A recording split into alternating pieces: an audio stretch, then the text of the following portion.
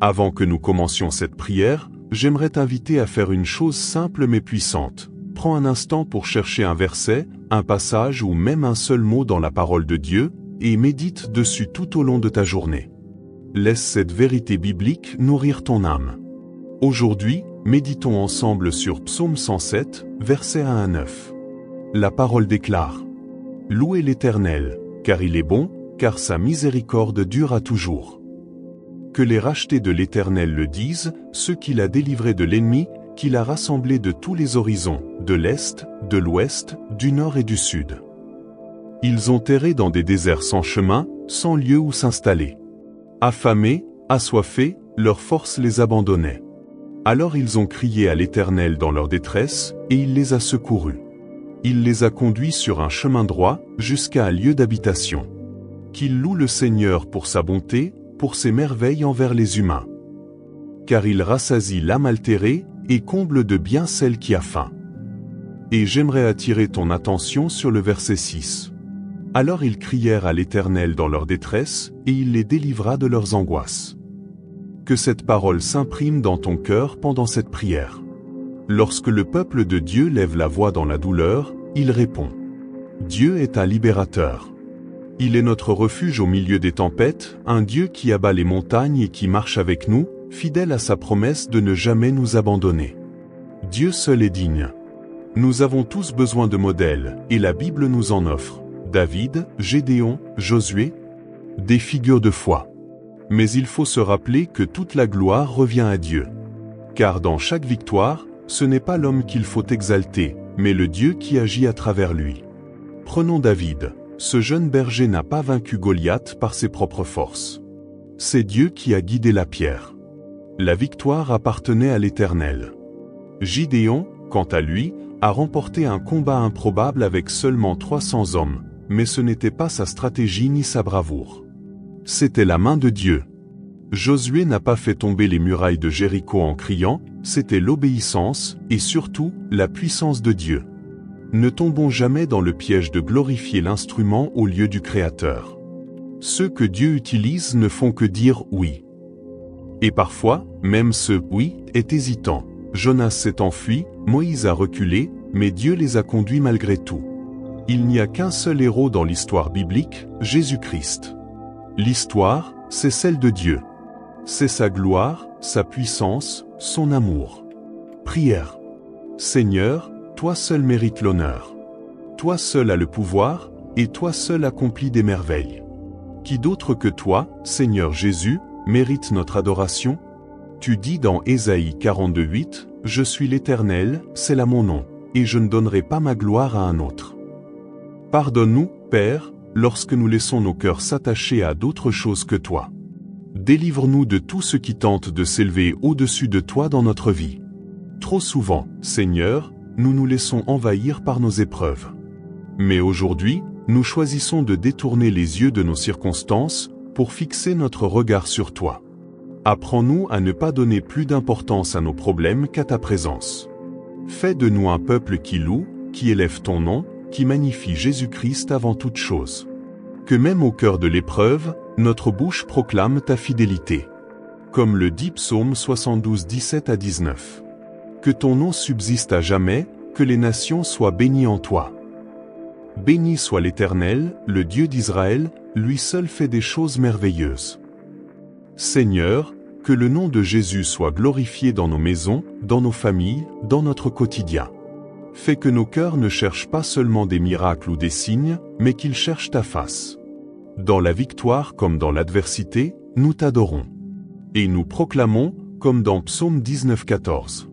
Que les paroles de ma bouche et les pensées de mon cœur te soient agréables, ô Éternel, mon rocher et mon rédempteur. Amen. Seigneur, notre rocher et notre sauveur, tu es le Dieu qui apporte une paix qui dépasse toute compréhension humaine, une joie débordante qui remplit nos cœurs, et une guérison qui restaure nos âmes. Sans toi, Père, nous ne pouvons traverser les tempêtes de la vie. Nous cherchons ta présence, car c'est en toi que nous trouvons refuge et force. Nous te louons, ô Dieu, pour ta grandeur, ta miséricorde et ta justice. Tu es le Dieu saint et véritable, et nous proclamons que Jésus-Christ est Seigneur. Merci, Père, d'écouter notre prière, car c'est au nom de Jésus que nous prions, et nous te donnons toute la gloire. Amen. Inspirons-nous de Luc 17, 11 à 19. Alors que Jésus cheminait vers Jérusalem, entre la Samarie et la Galilée, 10 hommes atteints de lèpre l'ont rencontré. De loin, ils ont crié, « Jésus, Maître, aie pitié de nous !» En les voyant, Jésus leur a dit, « Allez-vous montrer aux prêtres ?» Et en chemin, ils furent guéris. Mais un seul, un Samaritain, est revenu, louant Dieu à haute voix. Il s'est jeté aux pieds de Jésus pour le remercier. Jésus a alors demandé, « Les 10 n'ont-ils pas été guéris? Où sont les 9 autres? Personne n'est revenu rendre gloire à Dieu, sauf cet étranger ?» Puis il lui dit, « Lève-toi et va, ta foi t'a sauvé. » Frères et sœurs, cultivons un cœur rempli de gratitude. Prenons un instant pour dire, « Merci, Seigneur ». Parmi les 10 lépreux guéris, un seul est revenu exprimer sa reconnaissance. Un seul. Si nous pouvions parler aux 9 autres, nous leur demanderions, « Comment avez-vous pu ignorer la bonté de Dieu? Qu'y avait-il de si urgent pour ne pas retourner remercier Jésus? Pourtant, combien de fois agissons-nous comme eux? Nous oublions de rendre grâce pour les bénédictions quotidiennes, un foyer, des factures payées, des moments de joie. Et même dans les épreuves, lorsque la vie est lourde, lorsque nous luttons, nous souvenons-nous de dire « Merci, Seigneur ». Car même si nous sommes pressés de toutes parts, nous ne sommes pas écrasés, perplexes, mais non désespérés, frappés, mais non détruits. Le psaume 9, 1 à 2 nous rappelle, « Je te louerai, Éternel, de tout mon cœur, je raconterai toutes tes merveilles.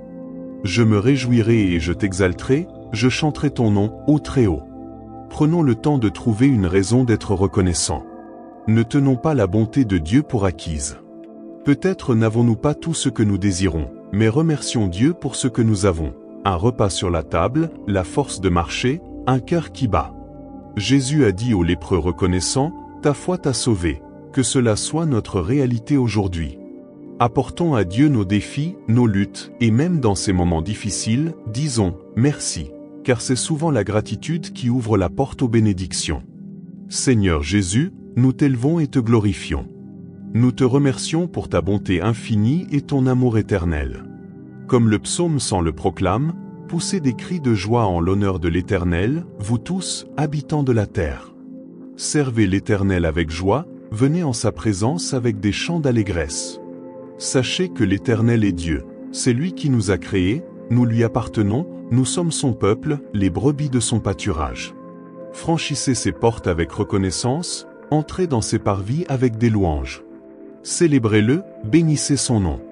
Car l'Éternel est bon, son amour dure à toujours, sa fidélité s'étend de génération en génération. Merci, Seigneur, pour tout ce que tu fais, dans les moments de joie comme dans les épreuves. Ouvre nos yeux pour voir ta bonté, transforme notre perspective pour que nous soyons reconnaissants en toutes circonstances. Comme il est écrit dans une chronique 16, 34 à 36, « Louez l'Éternel, car il est bon, car sa miséricorde dure à toujours. Nous te louons, car tu es digne d'être adoré. Merci, Jésus, car malgré nos faiblesses, tu nous aimes et tu as donné ta vie pour nous. Apprends-nous à être reconnaissants en tout temps, à voir ta lumière même dans l'obscurité, et à marcher dans la paix que tu nous offres. Seigneur, tu es ma source inépuisable de force pour triompher du malin, ma force pour marcher en victoire, et ma puissance pour vaincre le péché. En ce moment même, je prie afin que tu m'accordes la foi nécessaire pour oser marcher sur l'eau, afin que face aux obstacles apparemment insurmontables, je reste ferme et me souvienne que, avec toi, tout devient possible. Tu es un Dieu fidèle, un Dieu d'une bonté infinie, rempli de grâce et de miséricorde. Tu es ma tour forte et mon refuge. En ce jour, je te demande ta paix et ta protection sur ma vie et celle de ma famille. Ta parole est éternelle et vraie. Je me tiens fermement dans la foi, en m'appuyant sur Psaume 91, 10 à 11, « Aucun mal ne m'atteindra, ni ma maison, aucune plaie ne s'approchera de nous. En ton nom, Jésus, je crois que même si je ne vois pas de mes yeux, je sais que ta main veille sur moi. Donne-moi un cœur capable de se réjouir, un cœur qui sait rendre grâce, même dans mes moments difficiles comme dans mes moments de joie. Je sais que mes circonstances peuvent changer, mais toi, tu es bon en tout temps, et tu ne changes pas. Pour cela, je te rends gloire. Je te prie aussi de m'accorder un esprit de gratitude, un cœur qui apprécie ta bonté et ta miséricorde, avant même de faire mes demandes personnelles.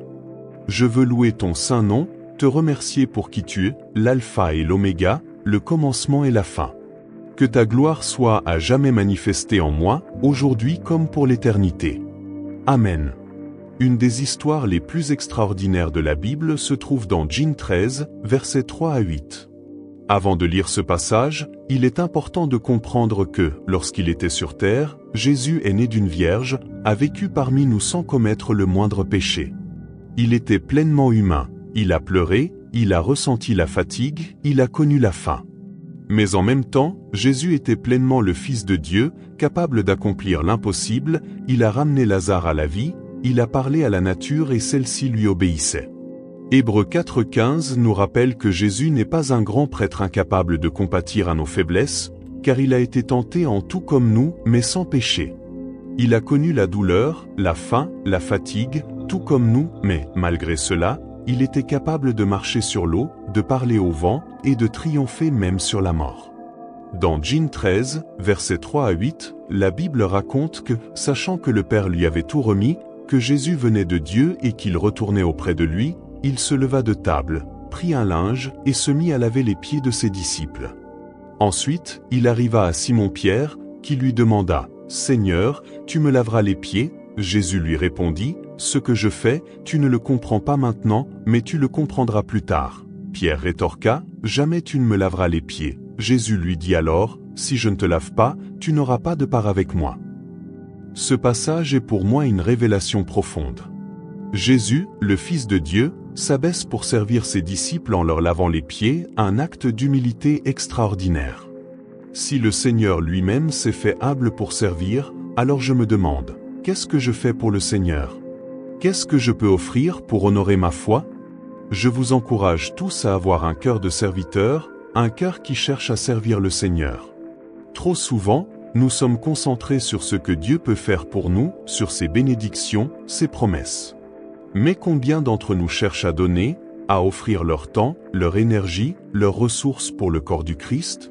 Je crois qu'un vrai chrétien, celui qui porte du fruit dans le royaume de Dieu, est celui qui sait servir. Alors, je vous invite à cesser de vivre une vie stagnante, sans vie. Servons Dieu. Arrêtons de vivre égoïstement, en ne pensant qu'à nos propres demandes. La vie chrétienne ne consiste pas à demander sans cesse, mais à prendre notre croix, à crucifier la chair, et à se demander « Comment puis-je servir mon Seigneur ?» Prions ensemble. Seigneur, donne-moi un cœur qui cherche à te servir. Donne-moi un cœur qui trouve sa joie en te servant. Ne laisse pas mon cœur être tourné uniquement vers mes besoins personnels, mais transforme-le afin que je sois préoccupé par le royaume de Dieu et par ceux qui m'entourent. Nous déclarons, en ce moment, que notre désir est de te servir, Jésus, de croire en toi, de nous appuyer sur toi, de dépendre de toi. Certains comptent sur leurs chariots ou leurs chevaux, mais nous faisons confiance en ton nom, notre Dieu. Seigneur, pour ceux qui écoutent et cherchent l'amour et la paix dans leur foyer, remplis leur vie de ta présence, car seul toi peux apporter la vraie harmonie. Merci de t'être donné pour nous, de nous avoir aimés sans rien mériter. Tout ce que nous pouvons faire, c'est adorer et ouvrir nos cœurs pour que tu puisses nous utiliser. Esprit Saint, aide-nous à être constants dans la prière, dans la lecture de ta parole. Aide-nous à fixer nos yeux sur Jésus, même dans nos épreuves. Lorsque tout va bien, que notre regard reste sur le Seigneur. Si nous sommes dans la tourmente, que ton esprit nous donne la paix, et que nos yeux restent fixés sur toi. Je loue ton nom, car tu es un refuge pour ceux qui cherchent protection, un sauveur pour ceux qui ont besoin de salut. Ton message dans Ésaïe 54:10 est clair. Quand les montagnes s'écouleront, et que les collines seront renversées, ma bonté ne s'éloignera pas de toi, et mon alliance de paix ne sera pas détruite. Enfin, lorsque nous sommes submergés par des questions sans réponse, n'oublions pas que tu es là. Au lieu de tout analyser ou de paniquer, invitons-toi dans nos situations. Demande-toi simplement, Seigneur, que veux-tu que je fasse? Il y aura des moments où nous ne comprendrons pas, où la vie ne fera pas sens. C'est dans ces instants que nous devons accueillir ta présence, car tu as dit dans Matthieu 11:28, venez à moi, vous tous qui êtes fatigués et chargés, et je vous donnerai du repos. Ce repos ne signifie pas que tout sera clair ou que nos problèmes disparaîtront instantanément. Mais, en venant à toi avec nos lourdeurs, tu nous donneras la paix. Et dans Matthieu 11, 29, tu nous invites à prendre ton joug, car il est doux et léger. Venez apprendre de moi, car je suis doux et humble de cœur, et vous trouverez le repos pour vos âmes. Ces paroles de Jésus sont riches de promesses. Il nous parle 2 fois de repos, un repos véritable, profond, loin du tumulte et des agitations intérieures. Et ce repos, ce n'est pas seulement une pause physique. C'est une invitation à lâcher prise, à cesser de se battre contre tout, à déposer nos fardeaux au pied de la croix. Pose-toi un instant et médite cela. Et si Dieu permettait cette épreuve non pour te briser, mais pour t'apprendre à lui faire totalement confiance? Et si ce combat que tu traverses était une école de foi, une manière pour le Seigneur de te détacher de ton besoin de tout contrôler? Peut-être même que Dieu veut t'amener à l'humilité, à reconnaître que tu ne peux pas tout résoudre par tes propres forces. Ne combats plus seul. Invite Dieu au cœur de ton problème. Il ne t'a jamais demandé d'avoir toutes les réponses, mais simplement de venir à lui. Et si tu le fais, tu goûteras à une paix surnaturelle, à un repos intérieur que seul Christ peut t'offrir. Prière. Seigneur notre Dieu, nous élevons ton nom, car tu es un Dieu fidèle, un soutien sûr en temps de détresse. Tu es celui qui porte nos fardeaux, celui en qui nous avons confiance. Nous plaçons notre espérance en Jésus, en son sang puissant, ce sang qui accomplit des miracles et opère des guérisons. Que ton Esprit Saint agisse avec puissance dans nos vies. Viens restaurer ce qui est brisé, libérer ceux qui sont liés, accorder la victoire là où il y a eu défaite. Seigneur, je t'implore maintenant. Couvre de ton sang précieux tout ce qui m'appartient. Visite chaque personne qui écoute cette prière, chaque famille, chaque foyer. Nous croyons que rien ne t'est impossible, Seigneur. Ton sang a le pouvoir de nous purifier, de nous guérir, de nous restaurer.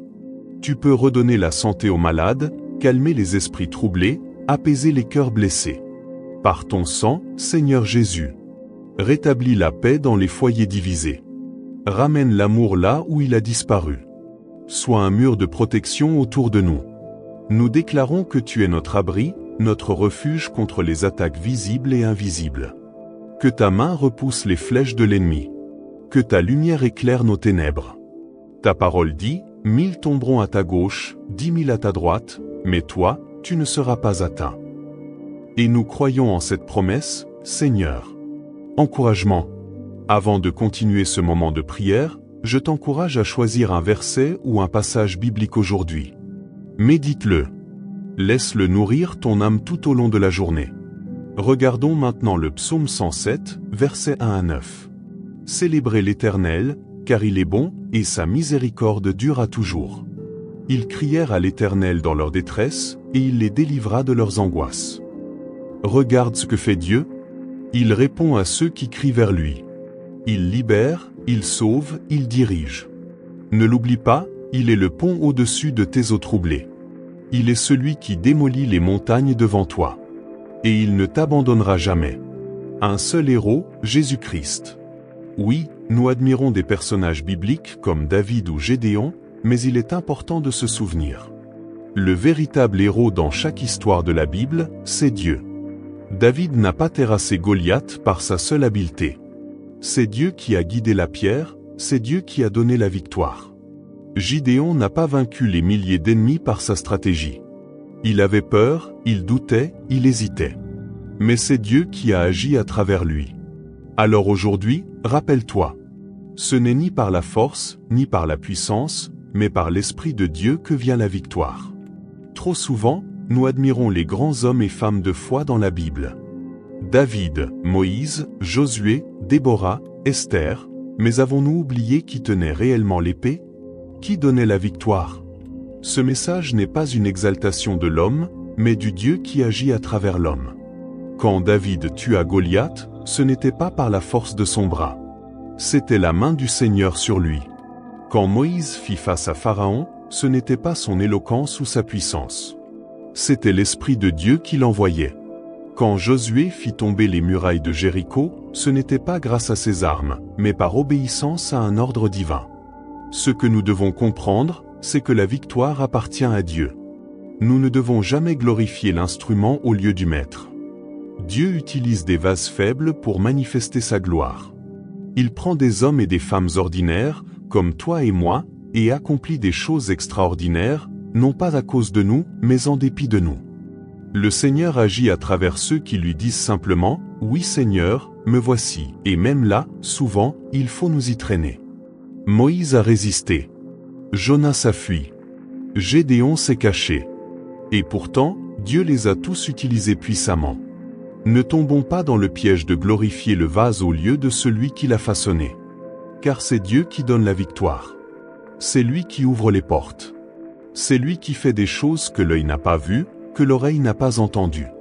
Philippiens 2 dit, Dieu l'a souverainement élevé et lui a donné le nom qui est au-dessus de tout nom, afin qu'au nom de Jésus, tout genou fléchisse dans les cieux, sur la terre et sous la terre, et que toute langue confesse que Jésus-Christ est Seigneur, à la gloire de Dieu le Père. Alors tournons-nous vers celui qui mérite toute la louange.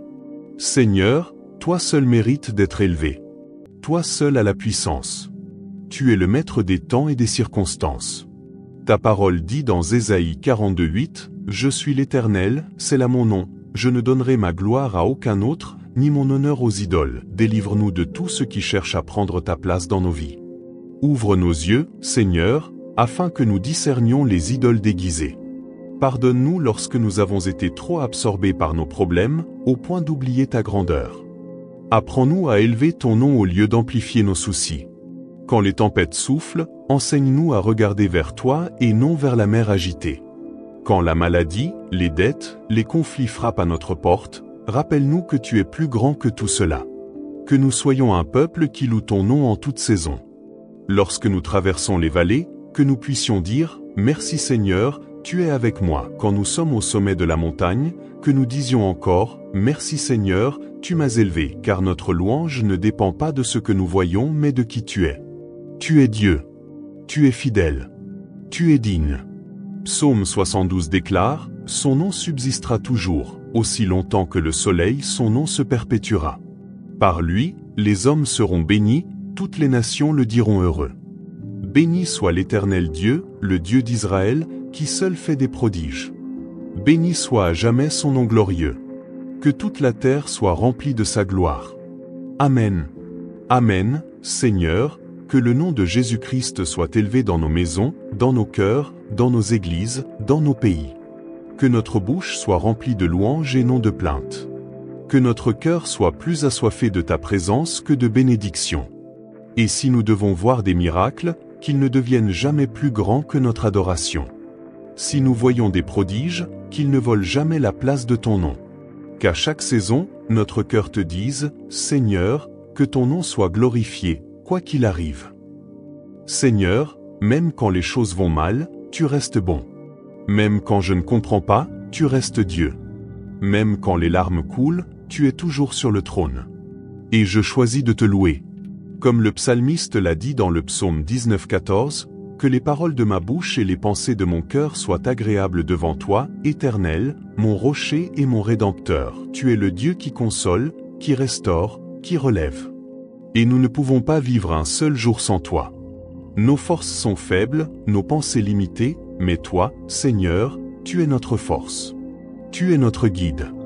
Tu es notre paix. Alors nous élevons nos voix vers toi. Nous te donnons toute la gloire.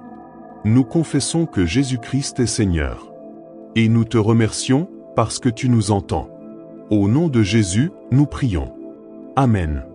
Souviens-toi de l'histoire des 10 lépreux dans Luc 17.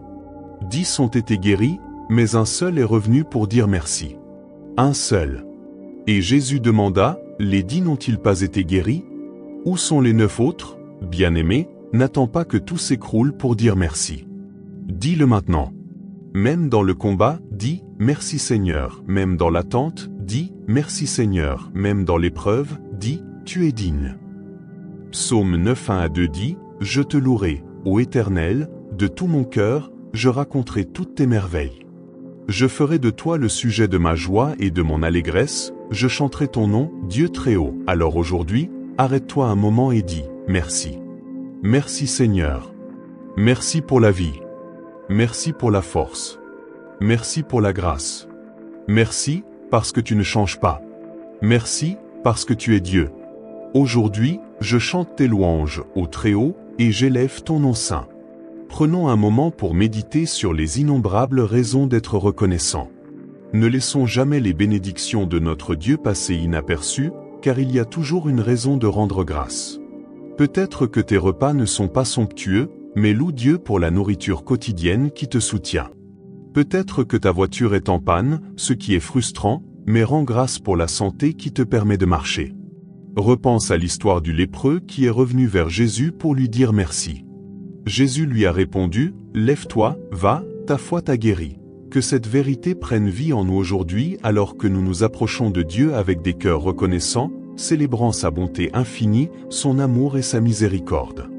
Même lorsque les circonstances semblent lourdes, apportons ces défis devant lui. Prenons un instant pour nous arrêter dans cet espace difficile, là où il est ardu de trouver des raisons de gratitude, et osons contempler la fidélité de Dieu. Médite sur son amour sans faille et sa miséricorde, et dans cet endroit même, murmure « Merci, Seigneur ». Parfois, c'est notre reconnaissance qui ouvre la voie aux bénédictions divines. Comme le disaient les anciens, un cœur reconnaissant inspire davantage de générosité. Père céleste, nous te louons et t'adorons. Nos cœurs débordent de gratitude pour ton amour constant et ta miséricorde. Nous proclamons les paroles du psaume 100, un chant de reconnaissance, poussez des cris de joie pour l'Éternel, vous tous, habitants de la terre. Servez l'Éternel avec allégresse, venez en sa présence avec des chants de louange. Sachez que l'Éternel est Dieu. C'est lui qui nous a créés, nous lui appartenons, nous sommes son peuple, les brebis de son pâturage. Franchissez ses portes avec des actions de grâce, entrez dans ses parvis avec des louanges. Rendez-lui grâce et bénissez son nom, car l'Éternel est bon, son amour dure à jamais, et sa fidélité s'étend de génération en génération. Seigneur, nous te remercions pour chaque instant, dans les joies comme dans les épreuves, dans les moments heureux comme dans les moments de tristesse, tu demeures un Dieu fidèle et aimant. Ouvre nos yeux pour discerner clairement ta bonté. Transforme notre regard afin que nous puissions rendre grâce en toutes circonstances. Ta parole, dans une chronique 16, 34 à 36, nous rappelle « Louez l'Éternel, car il est bon, et son amour dure à jamais. » Criez « Sauve-nous, Dieu notre Sauveur, rassemble-nous et délivre-nous des nations, afin que nous rendions grâce à ton saint nom et que nous nous glorifions de ta louange. » Béni soit l'Éternel, le Dieu d'Israël, d'éternité en éternité. Et tout le peuple dit « Amen. » Je chanterai ta grandeur, Seigneur, car tu es le seul digne de toute louange. Ton amour, Roi Jésus, est bouleversant. Bien que tu connaisses chacune de mes failles et mes erreurs, tu as choisi de donner ta vie pour mon salut. Même si mes amis me tournaient le dos, que mon cœur continue de se réjouir en ta bonté. Comme l'apôtre Paul l'a enseigné, nous rendons grâce en tout temps à toi, le Père de notre Seigneur Jésus-Christ. J'ai appris à trouver de la joie en toute situation, car tu es bon dans l'abondance comme dans l'adversité. Seigneur, nous faisons appel à toi dans nos moments de besoin, confiant en ta promesse du psaume 23:3, « Il restaure mon âme, il me conduit dans les sentiers de la justice à cause de son nom. La paix véritable et la restauration viennent de toi seul. Renouvelle nos esprits, Père, si nous nous sommes éloignés. Ta parole nous exhorte à nous réjouir sans cesse, et nous le faisons, nous réjouissant de ta fidélité et de ta bonté. Aide-nous à nous concentrer sur ce qui est pur et juste, à cultiver des cœurs qui reflètent ta paix et ton amour. Sois notre lumière, Roi Jésus. Dissipe les ténèbres et brise les pièges de l'ennemi. Tu es notre force pour surmonter la tentation, notre victoire sur le péché, et notre courage face à l'impossible. Accorde-nous une foi audacieuse pour avancer avec assurance, sachant qu'avec toi, tout est possible. Tu es notre Dieu immuable, notre refuge et notre tour forte. Nous nous appuyons sur ta promesse dans le psaume 91, 10 à 11, qui déclare qu'aucun mal ne nous atteindra, qu'aucune plaie n'approchera de notre demeure, car tes anges veillent sur nous. Seigneur, donne-nous un cœur qui rend grâce en toute saison, dans le triomphe comme dans l'épreuve. Tu ne changes jamais, et ta bonté dure à jamais. Avant de présenter nos demandes, nous prenons un moment pour t'honorer, toi, l'alpha et l'oméga, le premier et le dernier. Sois glorifié à jamais. Peut-être vous est-il déjà arrivé, comme à tant d'autres, de traverser une période où seule une cascade de questions à Dieu semble pouvoir exprimer votre désarroi? Ces moments où l'on implore, « Seigneur, que dois-je faire à présent? Comment surmonter cette épreuve? Ô Dieu, quand ma famille connaîtra-t-elle la restauration? Ou encore, Père, quand verrai-je la fin de cette souffrance ?» Si ces interrogations résonnent en vous, voici une perspective à considérer lorsque vous vous trouvez dans une telle impasse. Plutôt que de vous évertuer à dénicher chaque détail explicatif ou à vouloir à tout prix maîtriser la situation, au lieu de décortiquer un plan A pour ensuite vous précipiter sur un plan B, plutôt que de céder à la panique ou de vous perdre en conjectures, essayez une autre voie. Conviez Dieu, de tout votre être, au cœur même de vos difficultés. Invitez sa présence au centre névralgique de ce qui vous pèse. Sollicitez-le pour qu'il supervise l'entièreté de la situation, qu'il en soit le juge impartial, l'avocat et le guide. Ce que j'essaie de vous transmettre, c'est que la vie nous confrontera inévitablement à des contextes où les éclaircissements que nous espérons ne se manifesteront pas sur le champ. Certains événements surviendront, défiant toute logique apparente, et il est crucial d'accepter cette réalité. Car c'est seulement en parvenant à cette acceptation que l'on peut espérer traverser ces moments ardus avec une certaine forme de sérénité.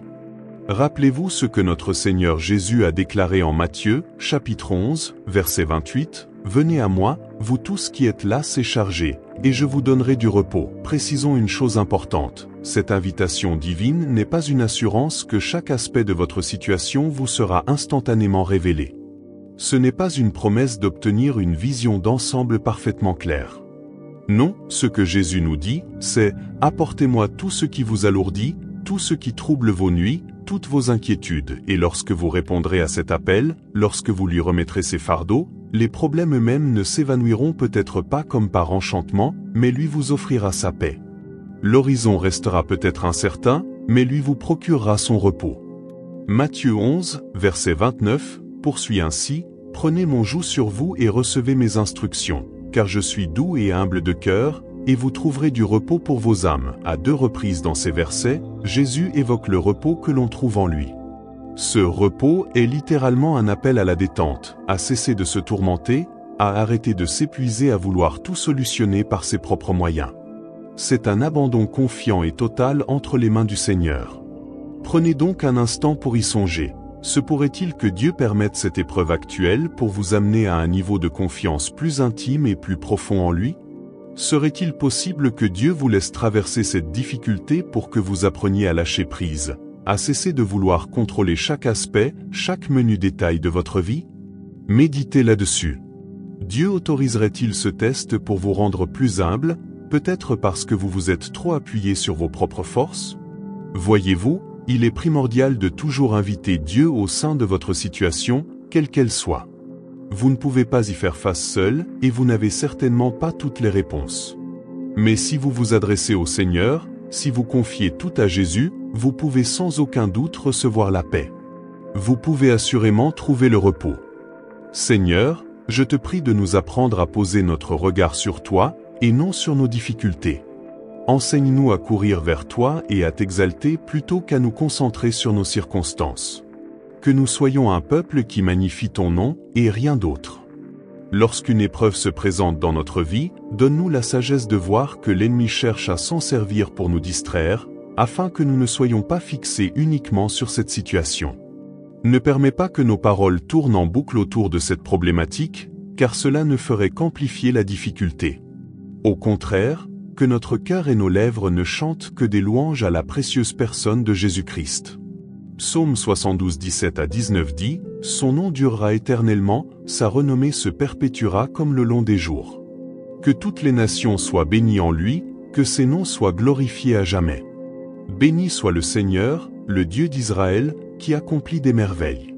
Que sa gloire remplisse la terre, Amen et Amen. » Seigneur, nous désirons que le nom de Jésus soit élevé dans nos vies. Que sa grandeur soit proclamée dans nos foyers. Que nos lèvres et nos cœurs ne chantent que des louanges à notre roi Jésus. Et je prie que nos cœurs ne soient pas uniquement tournés vers la recherche de signes, de miracles ou de prodiges, mais que notre seul désir soit de t'honorer, de t'élever et de te glorifier en toutes choses. Si nous vivons la victoire, nous te louons, si nous traversons des moments difficiles, nous te rendons aussi grâce. Peu importe nos circonstances extérieures, que notre attitude intérieure soit toujours celle d'un cœur rempli d'adoration et de reconnaissance. Seigneur, nous proclamons ton mot dans Psaume 19,14, que ces paroles de ma bouche et cette méditation de mon cœur soient agréables à tes yeux, Seigneur, mon rocher et mon rédempteur. Tu es un Dieu qui apporte une paix qui dépasse toute compréhension humaine, une joie indescriptible, une restauration et une guérison. Nous savons qu'on ne peut avancer dans cette vie sans toi. Tu es notre refuge et notre force, notre source de paix, de restauration et d'espoir. Nous t'adorons, Seigneur, car tu es magnifique, plein de miséricorde et de justice. Tu es le Dieu juste, le saint, le vrai. Je confesse que Jésus-Christ est Seigneur. Merci, Père, d'écouter cette prière, car c'est en ton nom que nous prions et que nous te rendons toute la gloire. Amen. Il était pleinement homme, et pourtant pleinement Dieu. Jésus-Christ n'était pas seulement un homme parmi les hommes. Il était le Fils de Dieu. Capable de parler à un cadavre, et de le faire revenir à la vie. Capable de parler au vent, et de le faire taire. Capable de marcher sur l'eau, alors que d'autres s'y noyaient.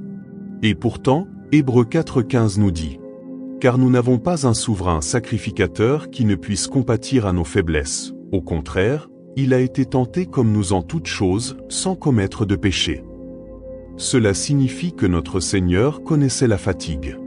Il connaissait la faim. Il connaissait la douleur. Il savait ce que cela voulait dire d'être humain. Mais même là, il restait Dieu. Et c'est avec cette révélation que je trouve Jean 13 du verset 3 au 28 bouleversant. Parce que Jésus, sachant que tout avait été remis entre ses mains, sachant qu'il venait de Dieu et retournait à Dieu, s'est levé de table. Il a retiré son vêtement. Il a pris un linge. Il l'a attaché autour de sa taille. Il a versé de l'eau dans un bassin, et il s'est mis à laver les pieds de ses disciples. Oui, leurs pieds. Ceux-là même qui allaient le trahir. Ceux-là même qui allaient l'abandonner. Et quand il arrive à Pierre, Pierre proteste. « Seigneur, toi, me laver les pieds à moi ?» Mais Jésus lui répond. « Ce que je fais, tu ne le comprends pas maintenant, mais tu le comprendras bientôt. » Cette scène me brise le cœur. Parce qu'elle révèle une vérité inconfortable. Si le Fils de Dieu s'est abaissé à ce point, qui suis-je, moi, pour refuser de servir? Alors je te pose cette question. Que fais-tu pour le Seigneur? Beaucoup d'entre nous viennent à Dieu pour recevoir. Mais qui parmi nous vient à Dieu pour donner? Donner du temps. Donner de l'amour. Donner de la patience. Donner de sa vie pour son royaume. Un chrétien qui porte du fruit est un chrétien qui sert. Arrête de vivre une vie stagnante. Arrête de vivre uniquement pour tes besoins. Arrête de toujours demander, demander, demander. Commence à servir Dieu. Et c'est pourquoi, aujourd'hui, prions. Seigneur, donne-moi un cœur de serviteur. Change mon cœur, ô Dieu. Que je ne sois pas toujours centré sur moi, mes besoins, mes projets. Mais que je me consacre à ton royaume. Je veux vivre pour toi, Jésus. Je veux porter ma croix. Je veux crucifier ma chair. Ce n'est plus Seigneur, bénis-moi, mais Seigneur, utilise-moi point. Et à vous qui m'écoutez, je vous pose une autre question. Vous est-il déjà arrivé de ne plus savoir quoi faire? De vous retrouver au bout du rouleau, avec pour seule force, celle de poser des questions à Dieu? Seigneur, que dois-je faire? Seigneur, comment vais-je m'en sortir? Seigneur, quand est-ce que ça va changer? Dans ces moments-là, ne cherche pas forcément des réponses. Invite Dieu. Invite-le dans ton désespoir. Invite-le dans ta confusion. Invite-le dans ton épreuve. Parce qu'il est écrit dans Matthieu 11, 28. « Venez à moi, vous tous qui êtes fatigués et chargés, et je vous donnerai du repos. » Pas des explications. Pas un plan détaillé. Du repos. La paix. Peut-être que Dieu te laisse traverser cette épreuve pour que tu cesses de vouloir tout contrôler. Peut-être qu'il permet cette tempête pour que tu apprennes à dépendre de lui et de lui seul. Alors prions ensemble encore. Seigneur, je t'invite dans mes batailles. Je te remets mes luttes, mes incompréhensions, mes questions sans réponse. Je crois que tu es mon refuge.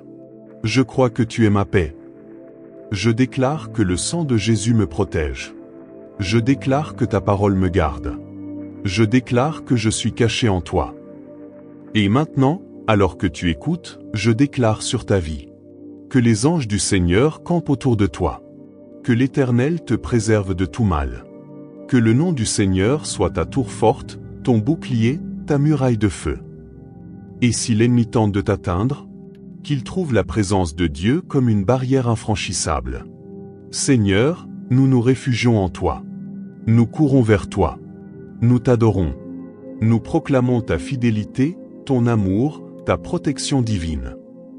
Et ensemble, disons Amen. Seigneur, nous proclamons que toi seul es digne de toute gloire et de toute louange. Ta parole dans le psaume 107,6 déclare, dans leur détresse, ils ont crié à l'Éternel, et il les a délivrés de leurs angoisses. Que cette vérité nous encourage à nous tourner vers toi dans les moments difficiles, car tu es le Dieu qui sauve, le pont au-dessus des eaux tumultueuses, le Dieu qui déplace les montagnes et qui promet de ne jamais nous abandonner. Nous admirons les héros de la foi dans la Bible, mais rappelons-nous que toute la gloire revient à toi, Seigneur. Jésus-Christ est le véritable héros de l'histoire biblique. Les récits de David, Gédéon et Josué montrent ta puissance à l'œuvre, et non la leur. David, le jeune berger, a terrassé Goliath, mais c'est toi qui as guidé la pierre et lui as donné la force.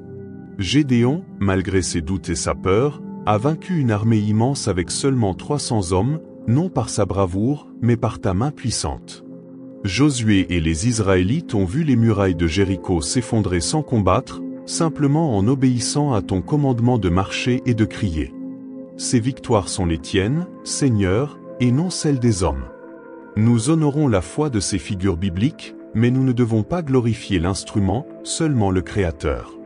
Comme le dit Philippiens 2:9-11, tu as élevé Jésus au-dessus de tout nom, afin que tout genou fléchisse devant lui et que toute langue confesse qu'il est Seigneur, pour la gloire de Dieu le Père.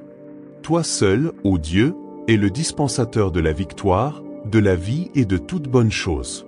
Les héros de la Bible n'avaient ni pouvoir ni autorité, ils ont simplement dit « oui » à ton appel, souvent avec réticence, comme Jonas qui fuyait ou Moïse qui multipliait les excuses face à Pharaon.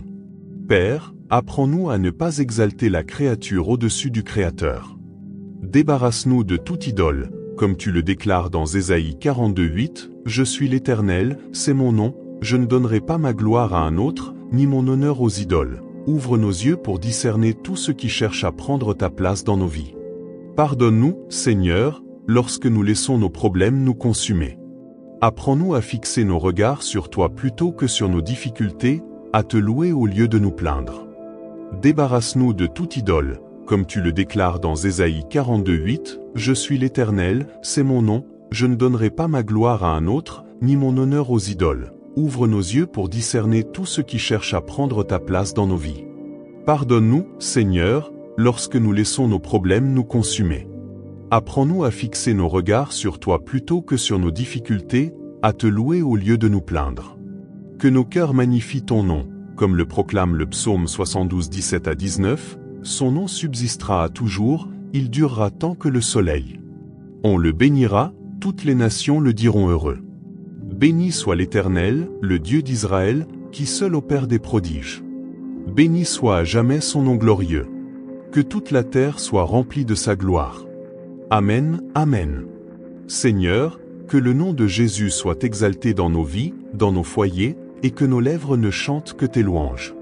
Que notre désir ne soit pas de chercher des signes ou des miracles, mais de t'élever et de te glorifier en toutes choses. Dans la victoire, nous te louons, dans l'épreuve, nous te louons encore. Que notre cœur reste toujours incliné à t'adorer, à demeurer en ta présence. Selon le psaume 19:14, que les paroles de ma bouche et les pensées de mon cœur soient agréables devant toi, Éternel, mon rocher et mon rédempteur, tu es le Dieu de paix, de joie, de restauration et de guérison. Sans toi, nous ne pouvons traverser les tempêtes de la vie. Nous te louons, Seigneur, car tu es magnifique, miséricordieux, juste et saint. Nous confessons que Jésus-Christ est Seigneur, et nous te remercions d'entendre cette prière offerte en ton nom. Amen. Mon cœur à jamais exultera et chantera ta bienveillance, Seigneur. À l'instar de l'apôtre Paul qui nous enseignait à rendre grâce à Dieu, le Père de notre Seigneur Jésus-Christ, priant sans cesse, j'ai appris, moi aussi, que je puis me réjouir en toute situation, exprimer ma gratitude en toutes circonstances, car toi, Seigneur, tu demeures un Dieu de bonté. Tu es bon quand tout sourit dans ma vie, et tu restes tout aussi bon dans les moments d'épreuve. Mon Dieu, je te remercie d'être ce Dieu merveilleux dans mes instants de joie, et ce même Dieu fidèle au cœur de mes tristesses. Ainsi, Seigneur, lorsque nos âmes crient vers toi, notre supplication est que tu nous répondes à l'heure de notre besoin le plus pressant. Ta parole, dans le psaume 23, verset 3, déclare « Il restaure mon âme, il me conduit dans les sentiers de la justice, à cause de son nom. La véritable restauration émane de toi seul. La paix authentique ne peut venir que de toi, Seigneur. C'est pourquoi nous te prions, restaure-nous, Père, ravive nos esprits si, par mégarde, nous nous sommes éloignés de ta communion. Ta parole m'invite à trouver ma joie dans le Seigneur en tout temps, alors, oui, je me réjouis. Je célèbre ta bonté infinie et ta fidélité inébranlable. Aide-nous à concentrer nos pensées sur ce qui est pur, ce qui est juste, sur tout ce qui peut véritablement enrichir nos âmes. Accorde-nous, Seigneur, une disposition d'esprit empreinte de douceur et de paix. Je prie pour que tu façonnes en moi un esprit qui soit le reflet vivant de l'œuvre transformatrice que tu accomplis au plus profond de mon être. Sois une lumière éclatante sur mon chemin, Roi Jésus, dissipe toute obscurité et réduis à néant les pièges astucieusement tendus par l'adversaire. Seigneur, tu es ma source de vigueur pour triompher des forces du mal, ma source de dynamisme pour progresser dans la victoire, ma source de puissance pour vaincre le péché. Et je te prie ardemment maintenant, ô Dieu, de m'accorder cette foi audacieuse, semblable à celle qui permit de marcher sur les eaux, afin que, lorsque je suis confronté à des obstacles qui paraissent insurmontables, je puisse demeurer inébranlable, me rappelant qu'avec toi, mon Seigneur, absolument tout devient possible. Tu es un Dieu d'une constance infaillible, tu es si bon envers moi, m'offrant ta grâce et ta miséricorde sans mesure. Seigneur, tu es ma forteresse et mon refuge assuré en cet instant même. Seigneur, je sollicite ta paix et ta divine protection sur ma vie et sur celle de tous les membres de ma famille. Dieu, ta parole est vérité pure, elle est éternelle et immuable.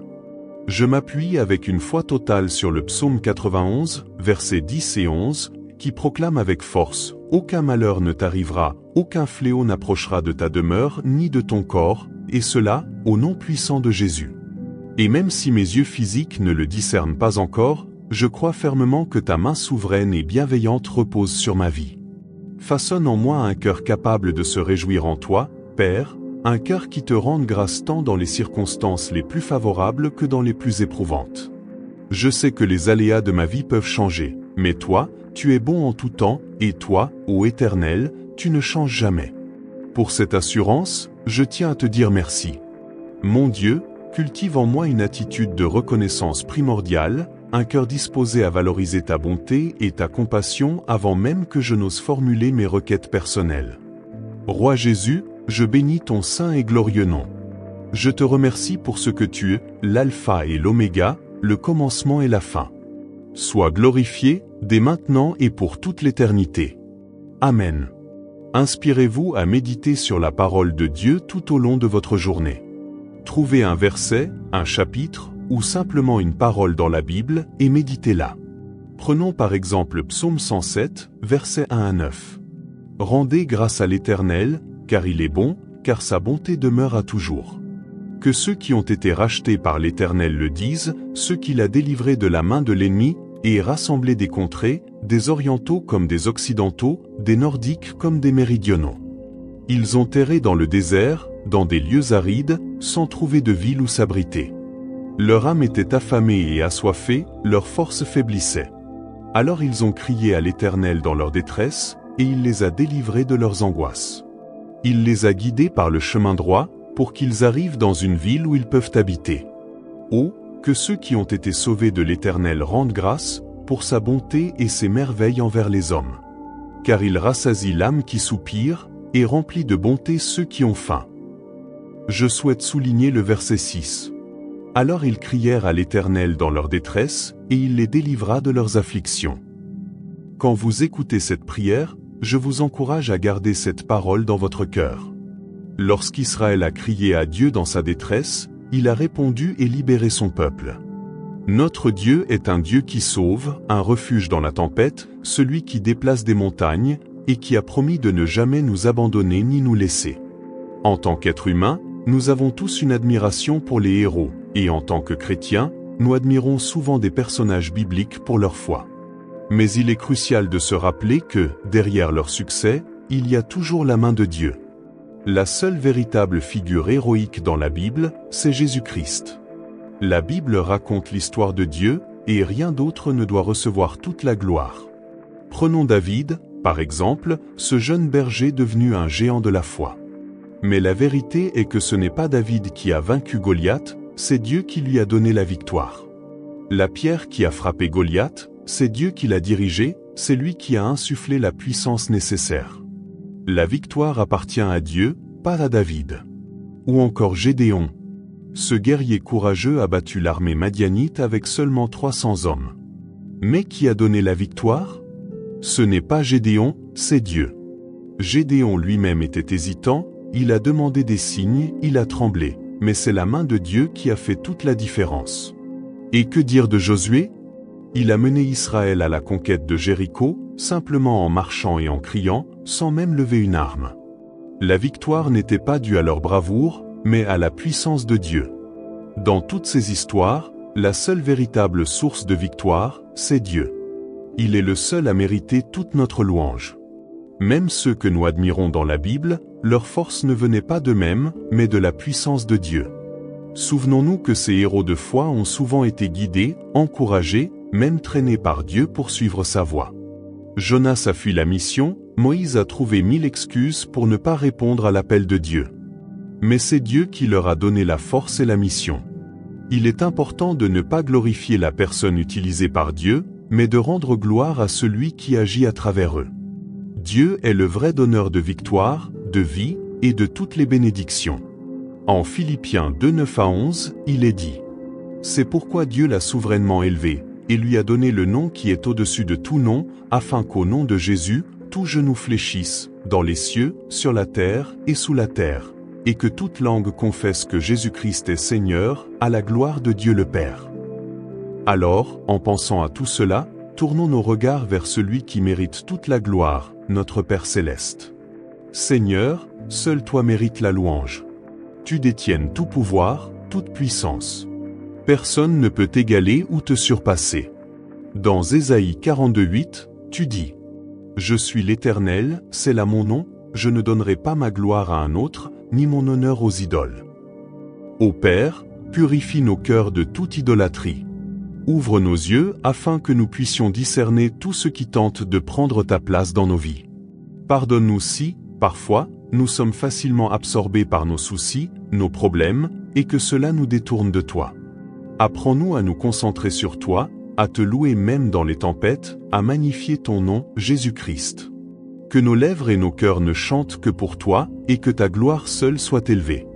Psaume 72, 17 à 19 nous rappelle: Son nom durera à toujours, sa renommée sera répandue comme la pluie. Toutes les nations le diront heureux. Béni soit l'Éternel, le Dieu d'Israël, qui fait des merveilles. Que sa gloire remplisse la terre. Nous désirons que le nom de Jésus soit élevé dans nos vies, dans nos foyers. Que nos paroles, que nos pensées, ne soient que louange et adoration. Seigneur, si nous remportons la victoire, c'est toi qui en es l'auteur. Si nous faisons face à des difficultés, c'est toujours toi qui nous soutiens. Nous voulons toujours nous tenir dans une posture de gratitude, de louange et d'adoration. Dans Psaume 19,14, il est dit: Que les paroles de ma bouche et la méditation de mon cœur soient agréables à tes yeux, mon rocher, mon rédempteur. Toi, Dieu, tu es la source de paix qui dépasse toute intelligence, tu es la joie incommensurable, le consolateur, le réparateur. Sans toi, nous ne pouvons pas traverser les tempêtes. Nous désirons demeurer toujours dans ta présence. Merci, Seigneur, pour ta bonté, ta miséricorde, ta justice. Tu es le seul vrai Dieu, le saint, le juste. Jésus, je confesse que tu es Seigneur. Nous te louons et te glorifions, car tu entends nos prières. En ton nom, nous prions. Amen. Seigneur, je prie que tu m'accordes un esprit qui reflète le travail que tu fais en moi. Que je sois une lumière sur mon chemin, que tu sois ma guide, Jésus roi, que tu dissipes les ténèbres et déjoues tous les pièges tendus par l'ennemi. Tu es ma force, mon refuge, celui qui me donne la victoire sur le mal, celui qui me permet de marcher dans la victoire et de vaincre le péché. Je prie pour avoir une foi ferme, pour oser marcher sur l'eau face aux obstacles qui semblent insurmontables. Que je demeure inébranlable, en me rappelant qu'avec toi, tout est possible. Tu es un Dieu fidèle, bon envers moi, rempli de grâce et de miséricorde. Tu es ma tour forte, mon refuge en ce moment précis. Je te demande ta paix et ta protection sur ma vie et celle de ma famille. Ta parole est éternelle et vraie. Je m'appuie sur Psaume 91, versets 10 et 11. Aucun mal ne t'arrivera, aucune plaie n'atteindra ton domicile. Car il donnera ses anges pour te garder dans toutes tes voies. Même si je ne vois pas avec mes yeux, je crois que ta main est sur ma vie. Donne-moi un cœur qui se réjouit, un cœur qui rend grâce, même dans mes meilleures et mes pires circonstances. Je sais que mes situations changent, mais toi, tu ne changes pas. C'est pourquoi je te rends grâce. Seigneur, donne-moi un esprit reconnaissant, une attitude d'appréciation envers ta bonté et ta miséricorde avant même de faire mes demandes. Je te loue, mon Dieu, pour qui tu es, l'alpha et l'oméga, le commencement et la fin. Que ta gloire soit manifestée maintenant et pour l'éternité. Je veux parler de ce qui est peut-être l'un des moments les plus extraordinaires dans la Bible, trouvé dans Jean 13. Avant de lire ce passage, je veux que tu comprennes que lorsque Jésus était sur cette terre, il était né d'une vierge, sans péché. Il était pleinement humain, il a pleuré, il a ressenti la fatigue, la faim. Mais il était aussi pleinement le Fils de Dieu, capable d'accomplir l'impossible. Il a parlé à Lazare pour lui rendre la vie, il a commandé à la nature, et celle-ci lui obéissait. Hébreux 4,15 dit que notre Seigneur n'est pas incapable de compatir à nos faiblesses, puisqu'il a été tenté en toutes choses, sans commettre de péché. Il connaissait la douleur, la faim, la fatigue. Mais malgré cela, il était tout-puissant. Il pouvait marcher sur l'eau, calmer la tempête, vaincre la mort. Dans Jean 13, il est dit que Jésus, sachant que tout lui avait été donné par le Père, se leva de la table, prit un linge, versa de l'eau dans un bassin, et se mit à laver les pieds de ses disciples. Il a fait preuve d'une humilité extrême.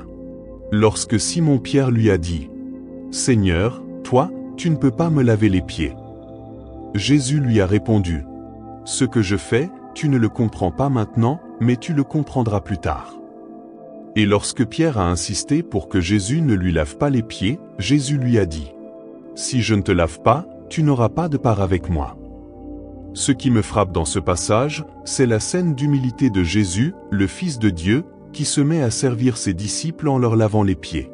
C'est un acte d'une humilité extraordinaire, un modèle pour chacun de nous. Je vous encourage donc à avoir un cœur de serviteur. Un cœur qui cherche à servir le Seigneur, plutôt qu'à attendre que le Seigneur nous serve. Trop souvent, nous sommes concentrés sur ce que Dieu peut faire pour nous, sur nos bénédictions personnelles. Mais combien d'entre nous cherchent à donner de leur temps, de leur énergie, de leurs ressources pour le royaume de Dieu? Un vrai chrétien qui porte du fruit dans le royaume, c'est celui qui sert. Arrêtons de vivre une vie stagnante, centrée sur nous-mêmes. Arrêtons de demander à Dieu uniquement ce qu'il peut nous donner, et commençons à lui demander « Seigneur, comment puis-je te servir ?» Prions ensemble. Seigneur, donne-moi un cœur qui cherche à te servir. Remplis mon âme de satisfaction à l'idée de te servir. Transforme mon cœur pour que je ne sois pas uniquement préoccupé par mes besoins, mais que je sois avant tout intéressé par ton royaume. Aide-moi à comprendre que la véritable grandeur consiste à servir. Nous déclarons que nous voulons te suivre, Jésus, que nous croyons en toi, que nous dépendons de toi, et que notre confiance est en ton nom. Il y a ceux qui mettent leur confiance dans les chevaux ou dans les chariots, mais nous plaçons notre foi en Dieu. Seigneur, ceux qui écoutent en ce moment, cherchent l'amour et l'unité dans leur famille. Fais couler ton amour dans leur cœur, car seul toi peux apporter la paix véritable. Merci pour ton sacrifice sur la croix. Nous n'avons rien mérité, mais tu as donné ta vie pour nous. Aide-nous, Seigneur, à avoir un cœur de serviteur, à rester constant dans la prière, dans la lecture de ta parole, et dans notre recherche de ta face. Que nos regards restent fixés sur toi, dans la victoire comme dans l'épreuve. Tu es notre refuge, notre protecteur. Dans Ésaïe 54:10, tu dis: Les montagnes peuvent s'éloigner, et les collines disparaître, mais ma bonté ne t'abandonnera pas, et mon alliance de paix ne sera pas rompue. Face à nos questions, nos doutes, nos interrogations, nous savons que tu es le seul qui peut apporter la paix.